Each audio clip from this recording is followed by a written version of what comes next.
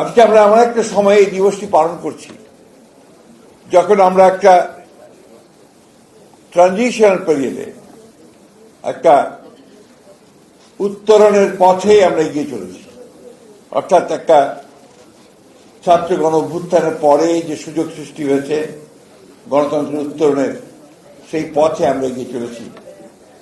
এবং যখন একই সঙ্গে সেই গণতন্ত্রের ধারাকে ব্যাহত করার জন্য, জনগণের আকাঙ্ক্ষাকে ধ্বংস করার জন্য বিভিন্ন রকম চক্রান্ত সৃষ্টি করা হচ্ছে। একটা শক্তি হচ্ছে বাংলাদেশের পক্ষের শক্তি, যেটা আমি আগে বললাম। এই শক্তি হচ্ছে উদার গণতন্ত্রের পক্ষের শক্তি। এই শক্তি হচ্ছে যে সত্যিকার অর্থেই আপনি কি গণতন্ত্রকে প্রতিষ্ঠা করবেন। গণতন্ত্র কি? গণতন্ত্র কিন্তু আপনার হচ্ছে পরমত সহিষ্ণুতা। অর্থাৎ আমি আমার নীতিতে এটা যে তোমার কথায় হয়তো আমি বিশ্বাস না রাখতে পারি, আমি তোমার মতের সঙ্গে একমত না হতে পারি, কিন্তু মত প্রকাশের যে স্বাধীনতা সেখানে আমি রক্ষা করবো আমার রক্তবিন্দু দিয়ে, শেষ রক্তবিন্দু দিয়ে। That is democracy. তো সেই ডেমোক্রেসিকে আমি রাখবো, উদারপন্থী গণতন্ত্রকে রাখবো, নাকি সেই পেছনে পড়া যারা আমাদেরকে সবসময় বিভ্রান্ত করতে চায় ধর্মের কথা বলে সেটার দিকে যাব? আমরা তো ৭১ সালকে ভুলতে পারি না।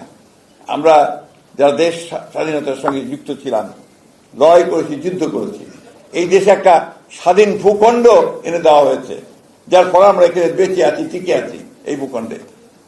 সেটার দিকে থাকবো নাকি আমরা যারা সেটাকে নস্যাৎ করতে চেয়েছিল তাদের দিকে থাকবো?